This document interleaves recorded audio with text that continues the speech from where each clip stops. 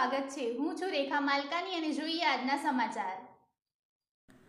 બોટાદ જિલ્લા મજદૂર સંઘ દ્વારા અખિલ ભારતીય કાઠી ક્ષત્રિય સમાજ બોટાદ જિલ્લાના નવનિયુક્ત જિલ્લા અધ્યક્ષનું શાલ ઉઢાડી સન્માન કરવામાં આવ્યું। અખિલ ભારતીય કાઠી ક્ષત્રિય સમાજ બોટાદ જિલ્લા અધ્યક્ષ તરીકે બોટાદના શ્રી સતુભાઈ ધાદલની જિલ્લા અધ્યક્ષ તરીકે તાજેતરમાં વરણી કરાઈ છે।